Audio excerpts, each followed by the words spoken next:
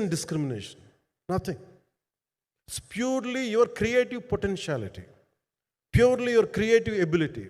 నువ్వు చిరంజీవి గారి తమ్ముడు కావచ్చు, చిరంజీవి గారి కొడుకు కావచ్చు, లేదంటే ఇంకొకళ్ళు అబ్బాయి కావచ్చు, మేనల్లుడు కావచ్చు, ఇట్ డజంట్ మ్యాటర్.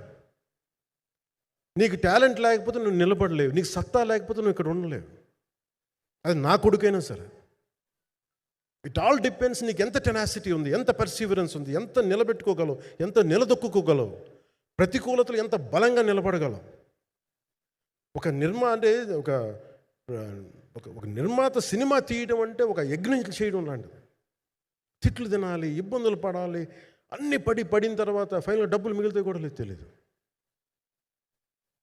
ఇలాంటి పరిస్థితుల్లో నాకేమనిపించిందంటే ఈయన పడ్డ కష్టం చెప్పాలనిపించింది ఈ రోజున.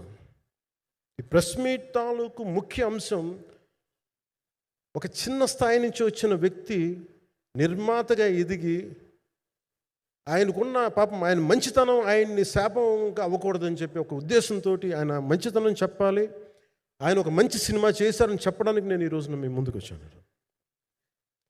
ఎందుకంటే నేనేం నమ్ముతానంటే సినిమా బాగుంటే ఎలాగో చూస్తారు, దీని గురించి చెప్పక్కర్లేదు. సినిమా బాగాలేకపోతే ఎలాగో చూడరు.